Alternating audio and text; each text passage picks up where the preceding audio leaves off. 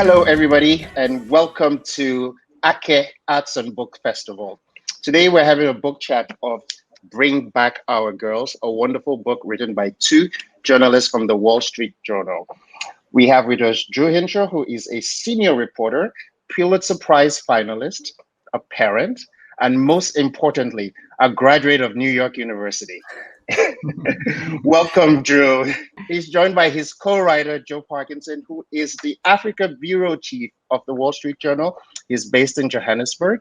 He is also a Pulitzer Prize finalist, but most importantly, he wrote an incredible story about cats in Istanbul that went viral all around the world a very long time ago. So among his many accolades is animal stories. Welcome, guys, to the Ake Festival stage. We are so thrilled. Thank you, Ake Festival, for inviting us. Great to be here. We're so thrilled that you could join us digitally, and we can't wait until you can join us in person. So, Bring Back Our Girls. We're just going to dive into it. This is the book.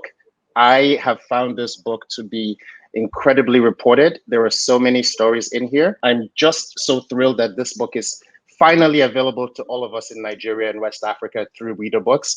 And the first thing I want to talk about is the title, which was a hashtag. I wonder if any of you can just tell me about the importance of social media in this story for you guys. Yeah, I mean, where to begin, I would say, I think most people around the world know the story of the Chibok girls. They were, taking their final exams, their graduating exams. And then in the middle of the night, they were kidnapped by Boko Haram. And that in itself was sadly not unusual. Hundreds, if not thousands of young Nigerians had been kidnapped by Boko Haram at that point. What really changed this kidnapping, and I think Joe and I would argue the direction of this war, was this movement to free this group of women. But it's really global because it speaks to the power of social media to completely change, in this case, a war. For most of us, we tapped retweet on the Bring Back Our Girls tweet. But what that caused was, 7 foreign militaries tried to free these young women. Mediators from around the world, world leaders from Francois Hollande to Barack Obama were briefed on the whereabouts of the Chibok girls, all because of the actions of a committed group of people in Nigeria and the millions of Twitter users around the world that tweeted on these young students' behalf. So we saw this as a story of not just Boko Haram, not just this one kidnapping, but of the power of social media to completely change lives on the other side of the world from where people are clicking tweets. Oh, thank you so very much for that. I wondered, because currently we're in a situation where in Nigeria, Twitter was banned. And a lot of what happened with trying to find the Chibok girls started because people, including the former American First Lady, were retweeting Bring Back Our Girls. Joe, I wonder if you could tell me, as the Africa bureau chief for the Wall Street Journal, talk a little bit about the access, the privilege that you guys had as two foreign reporters deep in the Sambisa forest doing this story, and the luxury that you have to be able to do this story in a way that Nigerian reporters could not. That's a great question, an important question. And I think it's one of the things that we were very aware of as we kind of, began this endeavor. There's a lot of pressure on reporting in Nigeria, not just budgets, but political pressure.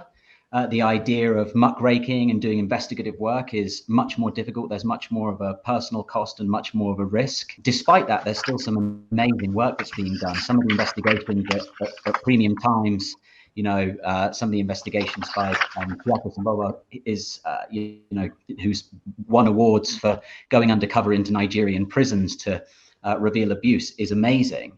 But at the same time, I think, we were able to leave ultimately, and we were also able to get access, from some senior officials from the very beginning of the book. I would say actually the genesis of the book came from one meeting with a cabinet minister. It was in 2017, and we were sat in his office, and there was a bunch of newspapers kind of scrawled across his desk, and these newspapers had headlines of Boko Haram's resurgence, Boko Haram, another suicide bomb in a market, another attack on a mosque or a church in the northeast. And we asked him a simple question, why is this happening? And it was in the context of a broader conversation about what was happening in Nigeria at that time. And he said, he almost let slip. He was like, it's because we paid the millions of euros for the Chibok girls. And that to him was a kind of an aside, but it was a light bulb moment for us where we didn't really understand, what had happened to free those women. There was so much attention on their plight in the early days of their captivity.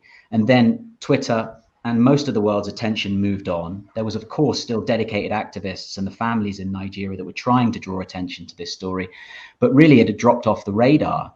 And it was that conversation with a cabinet minister at that time that really, as I say, it was a light bulb moment when we started to realize, okay, we're Wall Street Journal reporters here. What we often do to try and understand the truth of something is follow the money. And we began to follow what happened with the deal to free the girls. And I should say, by the way, that's where the access kind of stopped. I think once people that we knew, that we built relationships with in government and with the security services, understood that we were trying to really reveal what had happened in this very, very sensitive case, it became very difficult. And that's why it took years and years of building relationships, not just the most important relationships with the girls themselves and their families, but also with the mediators, the negotiators, the people that worked halfway with the government and halfway independently, that were able to help us draw this full picture. Thank you so much for that. I mean, I remember reading this book and thinking about all of the access that you got and all of the how wonderful it was, but at the same time thinking about reporters like Ahmed Salkida, who was branded sort of like an enemy of the state for delving into the same territory that you did. One of the things that really struck me, and one of the things that I that allows me to really get into the book, was the descriptions and the color and the idea that you guys were seeing things that the rest of us could not see. I wonder, Drew, if you could start by just giving us a little taste of the book. This is a book chat indeed. If you could read for us a little bit of parts of it that show that how this all began, some of the color that you have in this book, just maybe a minute or two. Yeah, I wanted to start from the beginning, which I think for us signaled our intent here was to show, the power of social media and the complicated work that it took to free these students. So I'll begin at the beginning. Yeah, this is from the prologue of our book, Bring Back Our Girls. Michelle Obama was upstairs in the White House residential quarters, watching the morning news report a story of suffering in social media and wondering whether to tweet. It was May 7th, 2014, an overcast Wednesday in Washington, and all the major breakfast shows were leading with the same harrowing tale. Thousands of miles away in a remote Nigerian town called Chibok, 276 schoolgirls had been kidnapped from their dormitory on the night before their final exams. They'd been dozing on bunk beds, studying notes, or reading the Bible by flashlight. They were high school seniors, a few hours of test questions from graduating as some of the only young educated women in an impoverished region where most girls never learned to read. Then a group of militants barged in, bundled them onto trucks, and sped into a forest. The students had become captives of a little-known terrorist group called Boko Haram, which filled its ranks by abducting children. The girls' parents chased after them on motorbikes and on foot until the trail went cold. For weeks, few people seemed to notice. The schoolgirls looked set to be forgotten, new entries on a long list of stolen youth. But this time, something mysterious aligned inside the algorithms that power the attention economy. A small band of Nigerian activists on Twitter coined a hashtag calling for the hostages' immediate release. Through the unpredictable pinball mechanics of social media, it shot out from West Africa and into the celebrity sphere, boosted by Hollywood and hip-hop royalty, then capturing the global imagination. People all over the world began tweeting the same clarion call: bring back our girls. Oh, thank you so much.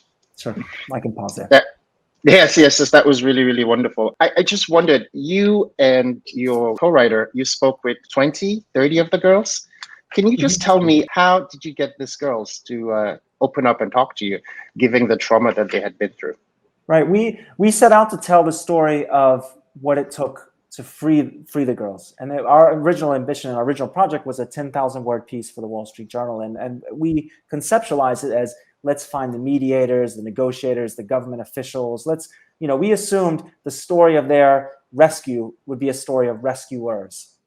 But as we started to speak to them, over and over again, we heard these anecdotes about how the young women had persevered for 3 years. And it occurred to us that we couldn't really tell the story of their rescue without talking about what it took to survive for 3 years in the forest while the government and Boko Haram, talk about this stuff and try to work something out. Our original kind of entry point was was Naomi Adamu. She was just about the oldest student at the school.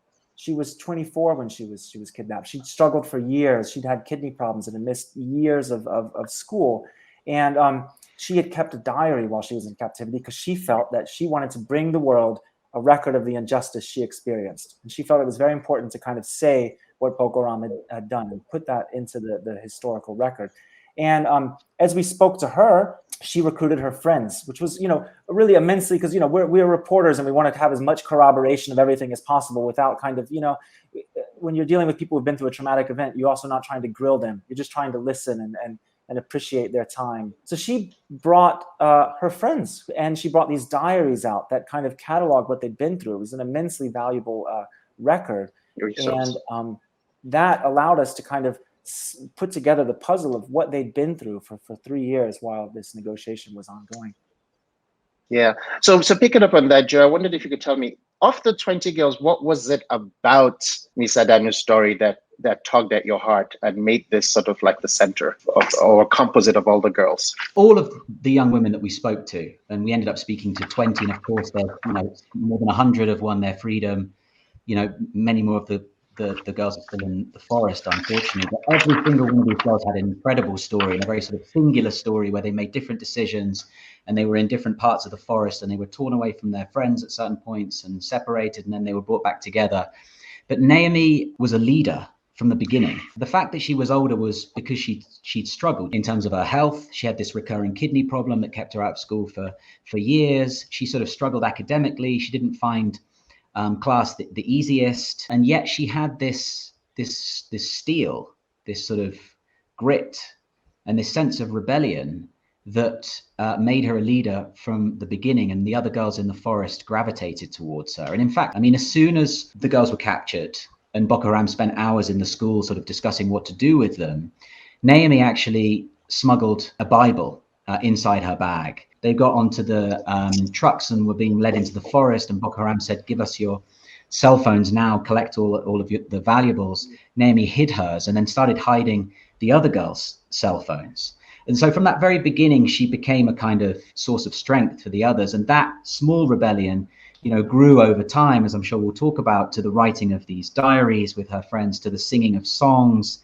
out of earshot of their captors. And then from really when they understood they were worth something to Boko Haram, they had more and more agency and more leverage. And throughout, Naomi was tough. And, her friends from school, they called her Mamamoo, our mother.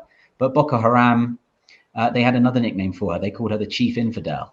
I wondered if, Naomi's story is as riveting, as fascinating, and so are all these other girls who sort of persevered under these conditions. I wonder if there's two things, if either of you could speak to the content of their diaries and the presence of mind that these girls had in that condition, in actually like documenting what happened to them. They were, what Naomi will say is we wanted the world to know what we had suffered. So this began as a record of injustice of what they'd been through. And a lot of political prisoners through history have kept diaries. Nelson Mandela wrote his autobiography on scraps of paper and buried them in the garden of Robben Island. And during the Holocaust, there were so many famous diaries, including obviously Anne Frank's. And on one level, this was that. It was, we are going to keep a record of what we've been through, what Boko Haram did to us, and if any of us ever make it out, we can bring this, and the world can see what happened, and we'll put that truth out there. Now, they were also, what I find really moving is they were also teenagers. We were hearing these stories about, standing up to Boko Haram, and they would fast, to defy Boko Haram, and they would, Boko Haram would beat them. It was easy to forget we're talking about, teenagers here. And their notebook is a place where they could be teenagers. They would write, love letters. They would write down the lyrics to like, Shake by like Mr. Flavor, like they were writing, they were being kids, children, which they still were, most of them. They would draw pictures. They would write letters home to family members that they didn't know if they'd ever see again. Some places they would just write their names over and over and over again. It was a place to retain your identity, to say, this is who I am. All around me is this world I can't control, but here in this diary, is a world where I am myself and I retain who I am. I'm curious, how many diaries did you guys? Sorry, so I just say on top of that, it helped. It was always a sort of statement of agency and of independence. That's true. But what was also kind of remarkable about the document, and it was, a kind of collection of documents. It wasn't just one diary. It was also just sort of shards of paper that Naomi managed to bring out. And don't forget, she had this on her person for 3 years. This dangerous document that could have got her into a lot of trouble with Boko Haram. But the documents themselves were also collective. They were written by groups, and I think pretty much all of the young women that we spoke to wrote some kind of diary, or said they had they were involved in some kind of diary writing inside the forest. But again, what was remarkable about Naomi is that she was the only one who was brave enough and who managed to bring it out. I think from the book, we learned so much about the region, but I wonder if you could just tell us, especially many of us who are Nigerians or Africans, we may not have a concept of what Chibok is actually like and what the Sambisa forest is actually like, whether you're in captivity or not. Could you guys just describe for us what Chibok is like and what is the Sambisa forest where Boko Haram was like? What I can say is Chibok is in Borno State, but it's so far to the south that I think residents there thought this war was taking place on another, probably like a lot of Nigerians. If you remember that time, 2014, there was this sense of like Boko Haram, it's really, we don't understand it, but it's far away, it's happening in another part of the country. I think a lot of Nigerians in Lagos or elsewhere sort of felt that way. And even though Chibok it's like in Borno State, it's actually kind of quite like removed from the rest of Borno State. So it has this feeling of being kind of an island of peace and stability, which unfortunately was not the case. Eventually the militants did come there. Then they're taken obviously to the Sambisa forest, which, this was a kind of, to talk about the craft, like a difficult thing to convey because they're under trees for years. I mean, sometimes they were in houses. At one point they were in a mansion, but for a long time, they're literally living under like a tamarind tree or other kinds of trees up there. They're in sheds, being kept in sheds. They have to go fetch water. It's from there's not like boreholes. It's a completely different kind of hostile environment to be a 15, 16-year-old taken from your parents, sleeping on. The girls complained about sleeping on rocks, about bugs, snakes. This was a really hostile place to keep, young high school students. It's one thing when you're a militant, when you're Boko Haram, you're committed to this, this is what you're doing. But this was not the case, obviously, for these. Also, just the idea of Zambisa, on a map is quite hard to pin down. We had real trouble trying to understand exactly where Zambisa begins and ends, because people talk about it in that region as being an area that really comes all the way over from even Yobe State across the Cameroonian border. And yet the way that it's mapped, it's a much, much smaller expanse. And it is also a very varied kind of topography, as Drew says, in the kind of dense part of the forest where the girls were kept for a lot of the time, and which I think, was until he was killed, the area in which Shekau spent most of his time there in the Mandara Mountains, that was very, very dense sort of foliage, but there's and forest canopy, but there's also areas where it's just kind of thorn forest and quite open. And it became quite difficult for us to corroborate and understand exactly where different groups of the young women were at certain times, because they weren't necessarily told where they were, or because Boko Haram had a different name for the area than the name that's actually used by the community or that's mapped. Right. So this whole area was quite difficult for us. We had to speak to a lot of experts to try and kind of get a sense of exactly what this kind of idea of Zambisa is, because it's kind of mythologized in some way too. So one of the things that's interesting to me is that in a little bit part of the text, you mentioned, and I wonder if you could talk about Boko Haram militants and who actually they were and they might be. But you mentioned a smattering of other southern Nigerian languages. And one of the things that sort of like happened when I was telling people to read Bring Back Our Girls was people pointed out to me that there's a passage in which you said some of the militants spoke Igbo, among other languages. And there were some people who came at me on Twitter saying that this is an anti-Igbo book. And I said to them, well, you clearly haven't read the entire text. However, I wondered if you could talk to me about the idea of finding Boko Haram militants who spoke more than one Nigerian language, and what did that mean, and how did you corroborate that? Yeah, we heard that from a few different angles. I mean, we heard it was consistent that you would hear about smattering, small numbers of people from other parts of Nigeria in this group. We heard that from the girls. One of their captors told them that he was from the southeast, and we heard that from mediators who had dealt with that same individual. But we're talking about like really small numbers, and there's like nothing in this book that would convey the idea that Boko Haram is a southeastern group. And this is clearly a mostly this is a northeastern problem. Most of the people in Boko Haram are, the vast majority are from that region. But I think in all these kind of militant groups, you get eccentrics, outliers, like antisocial people, like psychotic people, frankly, like wander into these groups. So it's like not to me like particularly controversial or surprising that people drift into. I mean, you had people all the way from Senegal drifting into Boko Haram. So for me, yeah, that's important to kind of put that out there. This is nothing in this book is. I mean, I think there's that's the only mention of the Igbo language in the entire book is when we mentioned that one kind of occasion of them. I mean, there's nothing in this book that would suggest that one conversation. Yeah, sure. Exactly. And while we're sort of trying to understand, how this might have happened, can you guys talk about, because you've both reported extensively on Abubakar Shekau, what was the hold that he had on the people that followed him?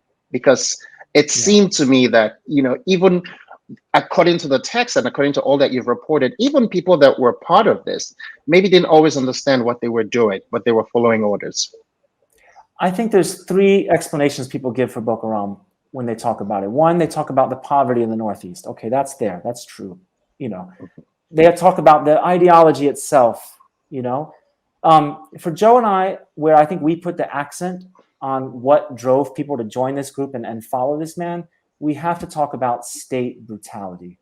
So many of the men who held the Chibok girls, literally held them at gunpoint, kept them, told those young women that they themselves had been in Giwa barracks in Maiduguri. And for those who don't know, this was a barracks where there was probably a cholera outbreak. People were dying. They were stuffed in there. There was not enough food. There was not enough water. People were, head to toe squeezed in there. It's a horrible, wretched prison. It was a terrible place to be. I think by 2012, I think the statistic was that 6 people in all of Nigeria had ever been charged with terrorism. Meanwhile, there were thousands of people shoved in this jail and other jails. I think you can't underestimate the consequence of this sort of brutal treatment of people. And when you think about why people would follow Abubakar Shekau, I mean, if it's you're with us or against us, he was, the one who was going to he drove this war to a really dark and horrible place. I mean, I think that's that for us. When you ask what makes people tick, what makes people join Boko Haram, what makes people follow Abubakar Shekau, I think our humble assessment, is that we would put the accent on the state brutality in responding to Boko Haram. Okay. So I come back to this idea of, enjoying the book and the richness and the color in the text and putting us where we are. I wonder if, Joe, you could now read a certain passage for us from this book, since we've heard about the beginning, and maybe you could pick something and just tell us where you're reading from and just give us a flavor for a minute. Sure. I'm going to read from the UK edition, which is Under the Tamarind's branches, hidden from the prying eyes of the aircraft circling above. The Chibok girls were laboriously copying down Quranic verses from the blackboard to the sound of Malam Ahmed's instructions. One day, before class, the Malam had asked his teaching assistant to hand each of the girls a pen and a small floppy booklet of thin lined pages. He had told them that memorizing his lessons would help save the daughters of infidels from the Arna, the pagans.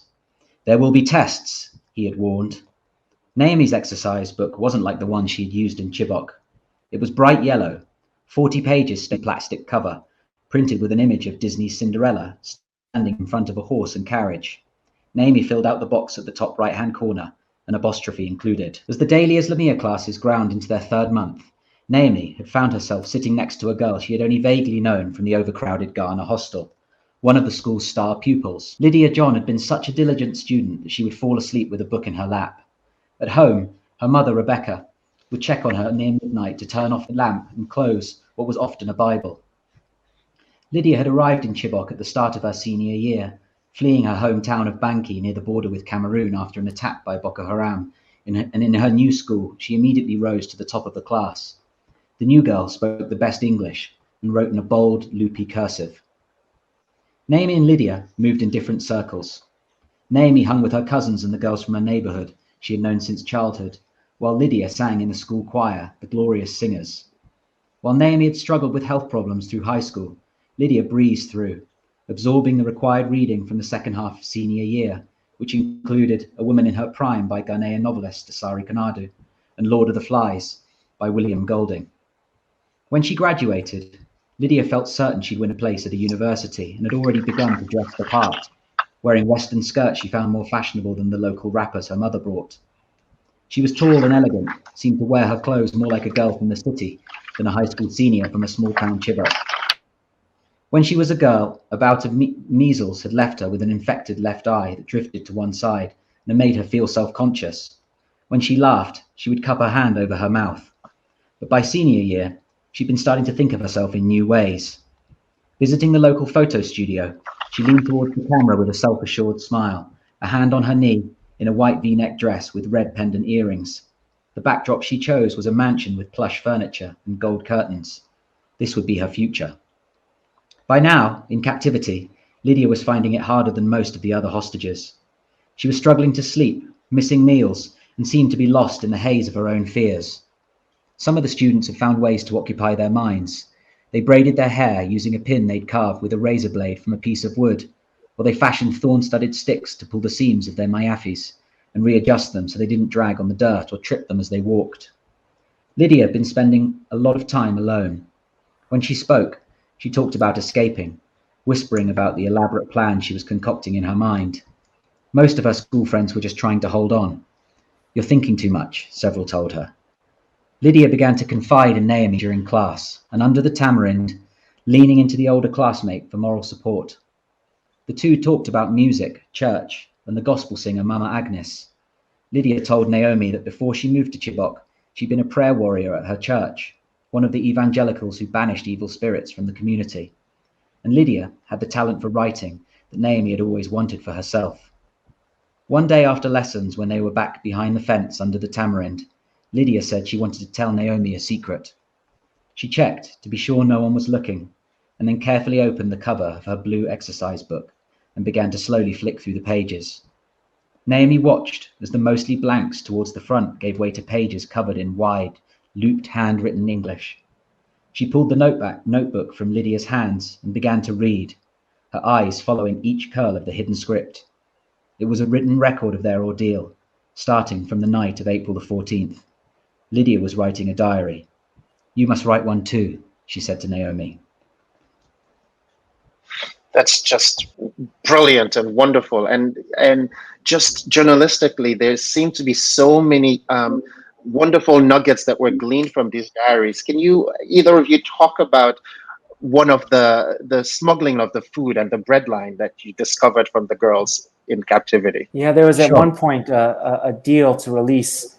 The Shakal demanded that the kind of the most rebellious of the young women come see him. So about 25 go to see Shakal. And he says, "I'm going to release you. If you want to stay with us, you can stay with us. But otherwise, I'm going to release you." Meanwhile, there was a deal in the works to free a group of 25, something about that. So Boko Haram starts feeding this group of 25, which includes Naomi, because they want them to look like they've been eating this whole time. It's now been 2 years of captivity. And Boko Haram wants to look like they've been treating these hostages well. They haven't, but they want to give that impression. So they're feeding this one group. Meanwhile, another group is effectively being denied food. They're being kept a far distance away, out of sight, under a tree, not in any kind of shelter, and they're being denied food. And their guardian is saying, "If you want to eat well, convert to our creed and marry one of us." What happens is the women who are being fed, who are about to go free, they think, learn about this other group, and they start sneaking food from their camp.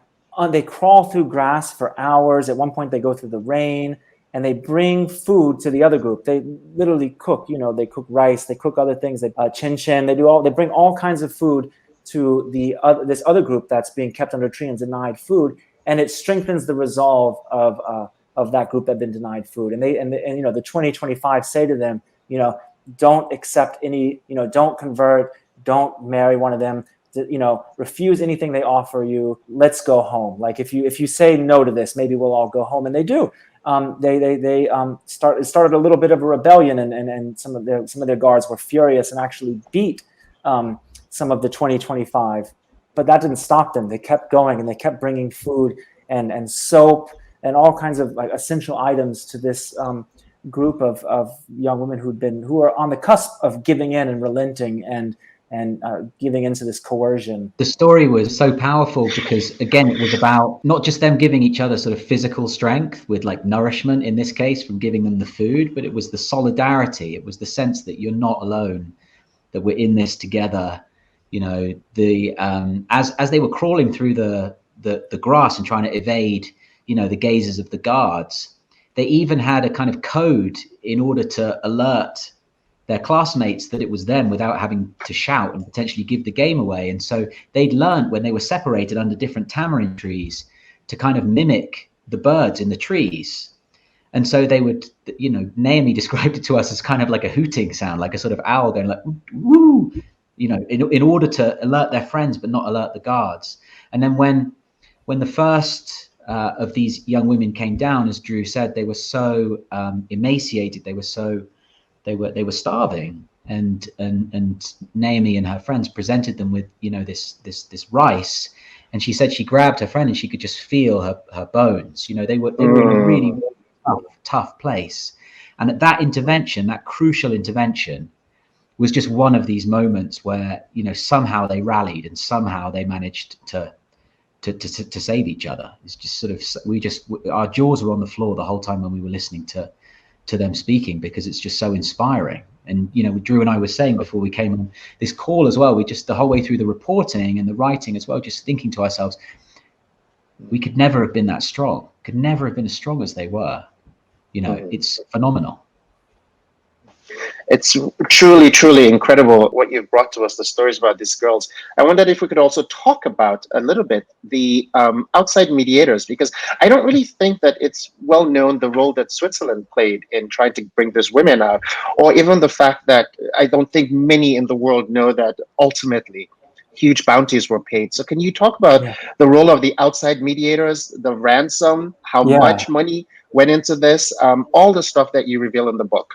It's like this parable for the times we live in. Like millions of us click tweet. We want instant results. We want you bring back these girls. It was a very public thing, but the group that actually did it was like famously secretive, like working for one of the world's most famously secretive governments, Switzerland. They spent years on this. It was a tiny group of people. They were so discreet. Not only were they not on Twitter, they weren't on Facebook. They communicated with each other even by fax machine. They were being extremely kind of low key, low profile. We don't want credit for this. We don't want, we don't want to like be a noisemaker, and it was a group of men. It was a Swiss diplomat, a lawyer, Mustafa Zana, and a bunch of other kind of a small group of other men from Maiduguri, effectively. And they spent years. They would ride motorbikes into the forest to go see Boko Haram. They would go on boats up the river. One of them went to jail for more than a year. He was just grabbed by the military after talking on a phone with a Boko Haram member, and he was thrown into jail. And he spent more than a year in jail, all for the crime of trying to free a group of young women that these men had never met. They had no personal relationship. They were just names that they'd read the same way any of us read, on the list of names that came out. And they're unsung heroes in a way. They didn't have to do this. There was nothing. There was no compensation, and there wasn't even that much glory. You don't see them on the news, talking about the time they freed the Chibok girls. They did this because they thought it would help create trust between the government and Boko Haram. And if there was trust, maybe they could agree on how to free this group of young women, maybe they could start talking about, how do we end this war? How do we put this behind us? So for them, freeing these girls, they called it the boulder in the road. If we could move this boulder out of the road, maybe the peace process can move forward. And they did this for, again, 3 years, went to jail under constant danger. One of them, was told, you should leave Nigeria because the work you're doing is putting you in danger. But they did it anyway. And at the end of the day, these guys, this Swiss Nigerian team, they managed to free 103 young women. And I think that it did make a really big contribution to the peace process, though it's, obviously the conflict continues. So the question for me is, one of the huge, one of the huge revelations of the reporting for us, which was just a string that we just kind of carried on pulling, and there was more and more, was the role of the Swiss, not just in this particular conflict, but all over the world. Wherever you look at these kind of intractable civil wars, guerrilla wars, sometimes state on state wars, you will find behind the curtain, playing a very kind of discreet, but often incredibly influential role, the Swiss government. And partly this is, part of the sort of Swiss DNA. They're famously neutral, and, they are not party to a lot of treaties that mean they can't talk to certain terror groups. They can't, mediate talks between certain terror groups. But we started to understand that there's a whole culture inside the Swiss government and the Swiss foreign ministry particularly, and this one particular unit called the Human Security Division, which has, just I think a few dozen employees that are posted and deployed all over the world. And Nigeria was one of these postings. And they're doing kind of fascinating and really influential work. And although it wasn't the Swiss that were the Swiss individual, in this case, Pascal Holliger, who was, running the team, he wasn't taking anywhere near as many risks as the Nigerians who were working for him. And it was the Nigerians who were doing the really, really tough work. This small team with a very, very small budget, working in a kind of pathologically sort of secretive way, as contrasted with the American effort after the hashtag, billions of dollars worth of drone footage, of personnel and investment, which came up short. It was this kind of amazing story of the tortoise and the hare, and these guys ultimately, after years of graft, years of really, really difficult work, were able to actually, create the deal. And the deal itself, of course, was controversial because it involved a ransom. But nonetheless, they managed to bring 103 of the young women home, and nobody else was able to do that. And so the question that I had was that who actually paid the ransom? Was that money, those millions of euros, was that paid by the Swiss government, the US government, the Nigerian government?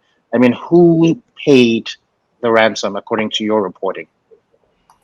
The Nigerian presidency is very kind of careful when they don't say we deny paying this. They say we have no records of this money being paid. When we go to them, we obviously have, there's a 3 million euro payment in 2 tranches, 2 million and 1 million euro, high denomination notes delivered in a black zip-up bag. It was Nigerian money. It was not the Swiss government's money.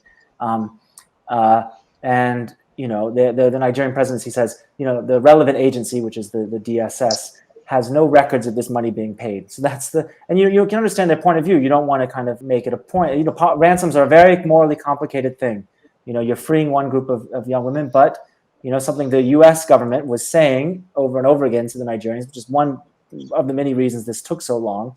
Don't pay a ransom, because if you do that, you're putting a price tag on every student behind a desk in Nigeria. It's a really morally complicated thing, and I don't think our book tries to draw a decision on whether this was good or bad. It's just, this is what happened. So then the question for me is that this happened. Some of the girls were released. What do we know about those who were not released? And your reporting showed you anything new as to what may have happened to those girls who were not released? Well, I think, there's still 110 unaccounted for of the 276, who were taken that night. And our reporting shows, and I think the community is aware as well, that not all of the girls survived. Some of them died in captivity from airstrikes or from illness, but a lot of them are still alive. And it's perhaps, the context right now is perhaps one of them, gives us hope that we may see a significant number of those who are alive coming out of the forest again. Operation Safe Corridor, which is going on in the northeast at the moment, has, if you believe the government figures, led to some kind of 1,000 Boko Haram members, including leadership and sort of associates, surrendering. And those people are being processed at the moment. And last month, 2 of the Chibok girls, and they've been identified as such, have walked out. So I think there is hope, but the trouble for the Chibok community, I think, is they're a lot of them are obviously just still stuck somewhere between hope and closure. And it's just the most unbelievable pain to imagine that 7 years, you've been waiting, without word and hoping. And of course, you want to keep that hope alive. And now there is a big reason to hope. One of the girls young women that we feature in the book, Mariam Ali, who had a slightly different experience to many of the others. She managed to escape captivity after being forced into marriage. Her sister, Halima, was kidnapped alongside her. And she says she still, dreams about Halima most nights, thinks about her most days. And, there was a false alarm where Halima was reported as being freed. So again, just pain upon pain for the families, but we have to hope that the next time that's reported, it's actually true. We look forward to putting that in the pages of the newspaper for sure. I wonder if you could tell us, what lessons can we take away from the Chibok girls, because there are still kidnappings happening much more regularly today in Nigeria, and the premise of people being kidnapped and just taken away. What lessons have we learned in order to be a much safer society? I mean, unfortunately, when we started writing this book, we could never have imagined that this school kidnapping problem would have become as horrendously widespread as it's become. I mean, the lesson that I have is this simply should have never happened. This at the same time, I think there's basically 2 things that come out of this that are maybe a bit more hopeful. One is that it was possible to, reach some sort of agreement with Boko Haram. As horrendous as this was, and as for all the atrocities committed, it was possible for a small group of people to patiently, bring reason into this conflict and find a way to bring 103 young women home. That is a sign of hope. And then secondly, the persistence and the way that these students stuck to their principles. I mean, at any point, they could have said, this is too hard, I give up, I'm going to join the group, I'm going to get better treatment and better food and shelter if I, like, quote unquote, marry one of these men. They were getting rained on, they were getting denied food, they were emaciated, but they stuck to their principles. And when they did that, they couldn't have known whether it would prolong or shorten their captivity. It was a decision by Naomi and her friends of, whatever happens, we are going to remain. We're not going to convert. We're going to stay who we are. We're going to stick by our principles. And it so happened that by sticking to their principles, they were able to go free. They were able to come home with this really heroic story to tell. So there's a hope in here. It's, for me, the fact that this group of kind of ordinary teenagers were able to survive this extraordinary ordeal and come out with their principles and their identity intact. Okay. And Joe, for you? I think there's also a really interesting lesson in the role of the activists here, because this group of, I think most people outside Nigeria only really understood, the Bring Back Our Girls hashtag once it had reached the White House, once it was kind of in Hollywood and it was all over our social media. Some of the most famous people in the world were tweeting it or sharing it. But actually, this never would have even registered as a story, perhaps even in Nigeria, if it hadn't have been for a group of dedicated activists who were able to kind of popularize this and build a movement from the ground up. So, the one lesson, I suppose, and it's a double-sided thing here, is, it shows the kind of the agency and the power that individuals can have by, supporting these kind of, this hashtag activism and these social media driven campaigns. And yet the other side of that lesson is, I don't think any of the activists, and certainly a lot of people outside Nigeria, you kind of, perhaps even us included, who might have clicked like or retweet, during that campaign could have also known how complicated the consequence and the legacy of that would be. And it had, it was a noble cause that ultimately became incredibly complicated in that it sort of also unwittingly, helped Boko Haram to become a kind of global phenomenon from a localized kind of conflict. And it also, gave Boko Haram a bit of a roadmap for how to get more headlines in the future. They understood that if they could hit these buttons that particularly, made them front page news in the US and the West, this idea of attacking girls or female education, that gave them a kind of roadmap, a kind of template. And Chike, who was the most sort of dastardly kind of evil, terrorist leader, but also constantly sort of underestimated because the guy was also incredibly strategically shrewd. He played that game very, very well and understood very, very early, I think, the opportunity that kidnapping those young women and the social media kind of profile that it gave him afforded him. So it's like this very, very complicated thing where you're trying to do the right thing. You're involved in doing something which is really, really noble. And yet the way that it goes through the meat grinder, through the media cycle and through these new technologies, it can end up going in a very, very different direction. Thank you very much for that. I wonder if we could also just talk a little bit about craft. How did you put this book together journalistically? This is a story that consumed you guys. I mean, you've done many, many newspaper stories on this issue over the years. Distilling it down to the story of these young women in book form, which is a different thing altogether. Can you discuss the process of putting this book together? What went in, what went out, and how did you come across this beautiful roadmap? For me, and I think for both of us, this was like a reporting-driven project. I didn't want people to put the book down and be like, wow, Drew and Joe are such good writers. We didn't want the writing. Our job was to get out of the way of the facts, to assemble as many facts as we could, and then get out of the way.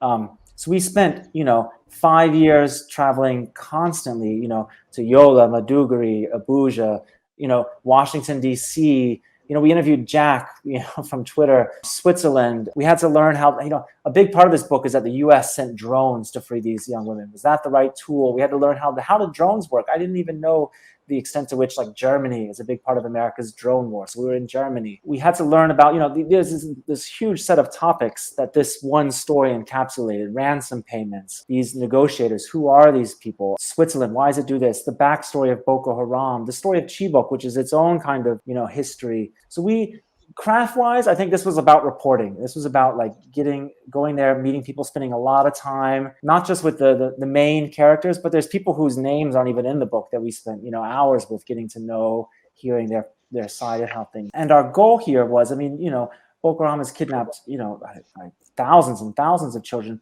but this one group became a window into, how the Nigerian state under both President Jonathan and President Buhari operated. It became a window for how the U.S., how we engage militarily with Nigeria and the surrounding states. It became a window for Boko Haram, what they want. Our job was to go meet people.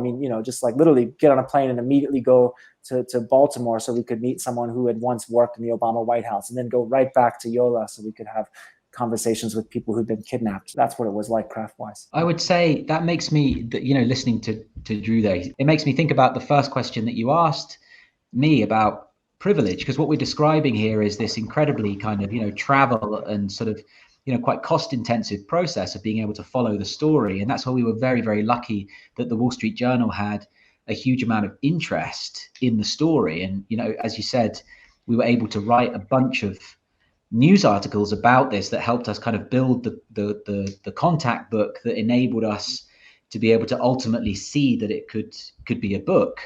And try to pull that off, even though neither of us have ever done it before. So this is the first effort, and no doubt we made some mistakes. But I'm conscious as well of the privilege of being able to do that, of having the interest of the institution, which helped kind of finance a lot of those trips that we wrote news stories for, and then we were able to kind of marshal enough material.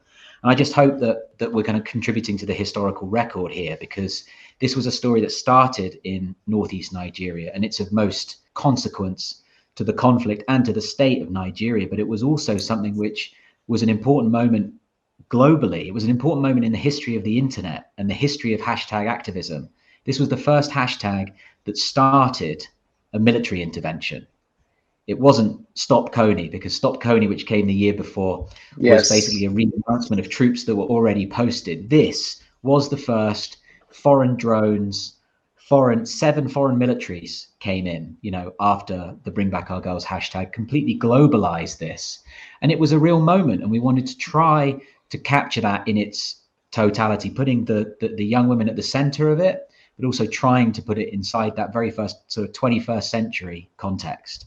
That's what we tried to do. This story, while riveting, this book, while riveting and full of a lot of new information, it's actually quite traumatic for the girls. And I wondered about how have you guys been able to do this work and still take care of your own mental health? Are you still traumatized by this? I've been covering the Boko Haram war really since 2009, and I remember saying to my wife, it's just like, shortly after the original Chibok kidnapping, after 2014, after the kidnapping, it was also around the same time Ebola was around the same time, and I was sent to Liberia. And I remember saying, it's like talking about the cost of just where your work is to go talk to a grieving father and say, tell me about your daughter. And that was really heavy. And it had been part of the job of covering Boko Haram, was going and meeting grieving parents, talking to them on the phone. I mean, when this happened, we would talk for hours with the parents of these girls, because the parents didn't know who else to turn to. I mean, I was just a journalist for a newspaper on the other side of the ocean,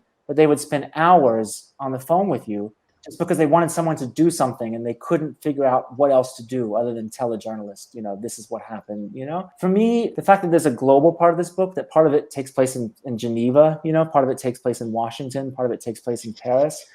It was really helpful to kind of take a second and see Nigeria through that kind of global lens, and just kind of, I don't know, in a way, it helped me sort of process what I had kind of reported on in Borno, to see it as something that, in a way, the world did care about, at least for those few weeks in 2014 where everybody and their favorite actors and actresses were tweeting, bring back our girls. At least there was the few weeks of attention on this problem and people cared about it. I guess that's a long-winded way of saying that, yeah, this is it's a hard subject, but in some ways doing this book helped sort of make sense of it, if that makes sense. It's really hard to even think about yourself and self-care when the person sat opposite you has been through so much, and how their experience just kind of incomparable. And I think one of the things that we were trying to do throughout was to try and take as much care to do no harm during the interview process as we could.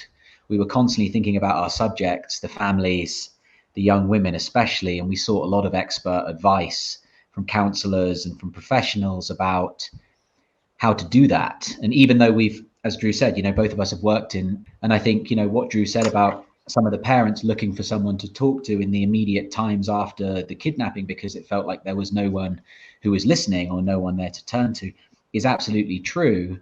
And I also feel like now some of the young women who are coming out, and they're adults, they're getting married, they're making choices about what to do at the next stage of their life. And they also want to take ownership a bit more of some of their story, because they were obviously portrayed sort of uniformly as victims, and they weren't just victims, as the book shows. They had agency and took real decisions that made a real impact on what happened to them. So that's not really answering your question about how it was for us. I appreciate that, and I think that was our first focus. Drew's right as well. I think that the fact that we were able to kind of look at this from the global level and not just be completely immersed in the difficulties, that are still going on in Northeast Nigeria, but to see that from an international perspective, to be able to put that in some context and try and make a contribution. So the book is called Bring Back Our Girls. Thank you guys so very much for your lovely work on this. This book is available all over West Africa through Reader Books, and it's available globally wherever you find yourself. This is amazing. So guys, thank you so much for joining and visiting us here at Ake.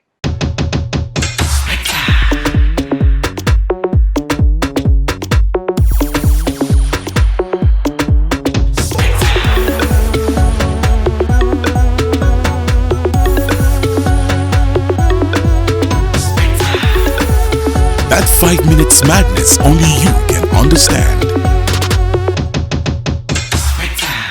Visit myspectre.com to get your Spectre experience. Spectre, loans in 5 minutes. Let me introduce a new wave, we change the rules. A new app that you can use. Wanna change your life, then choose. Save money and invest. Pay bills when you decide.